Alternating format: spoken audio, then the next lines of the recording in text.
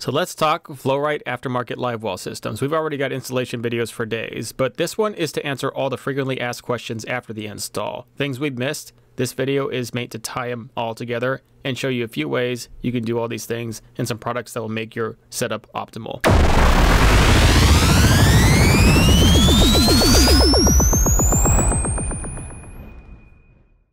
This setup I just installed in a bow fishing rig that is a multi-species sportsman boat. Check it out. This is our live well. It's an 18-gallon. We got the stamp at the bottom. It runs in and it actually makes the water channel to the middle where there's an indent for the flow-rite kit. It has the recessed indents to get all the water to the point where the only residual water is going to only stack right in there and the rest of the live well will dry up. And we have our flow-rite aerator pump out nozzle with the chamber. We have the dual chambers here. Pops out. Same thing, when you pop it out like this, the water leaves the live well. It's in here, it's recirculating, or it's just spilling. You have the overflow here, and make sure your overflow is slightly lower, it's set lower to where this will continue to stay out of the water.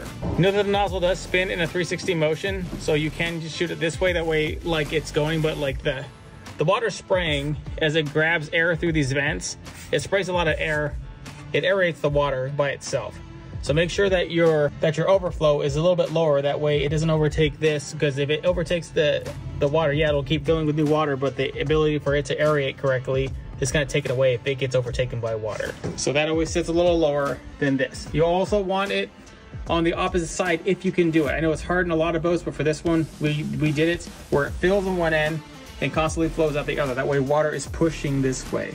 If you can do it. I know a lot of times it's tough. A lot of times you guys end up running both fittings on the same side of the live well. It still gets done, but this is the best way. And from the bottom, you know, that top, it has that mesh screen popped into it, and the bottom is just an elbow fitting. You need a good 3-inch clearance to give it real comfortable room down there from the live well to the hull to just operate correctly and not get messed up while using the boat.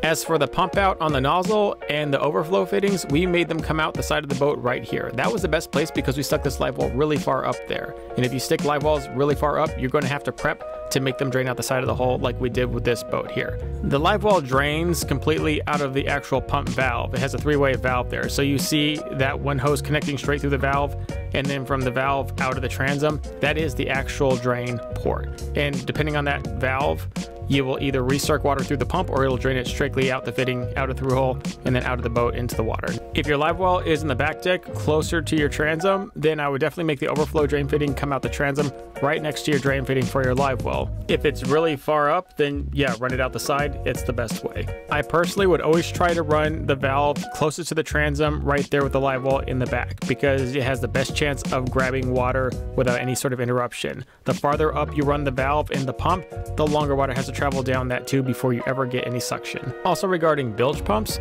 we have bilge pump brackets that hold through hole fittings right there, right on the transom. You can get rid of that old through hole fitting on the side of your boat that is a really big pain to retrofit. You don't need to do that anymore because these brackets are way better. They position them at a better place, plus you can just watch the water freely vent right out and you can see it in real time to make sure your bilge pumps are even working. And the biggest question I get asked all the time is, how do I get rid of the airlock in my pump? You know, airlock happens no matter if you have the valve laying to the side or straight up. Sometimes it happens. What I do if it happens is I just get water and I pour it down the drain while the valve is on recirc. And that pushes all the air out. And then the water being down there is sitting right in the pump, and the pump grabs it, shoots it up, and then you start getting recirculation. Just grab water from the lake, dump it in the live well until you make sure the whole hose is full of water, and then it works. All right, ladies and gents, there's a million things to the rigging of this boat, but the live well and the plumbing for it was just this. I hope this answers some of the questions we get asked a lot and shows you some of the new ways you can rig your stuff to make your boat optimal.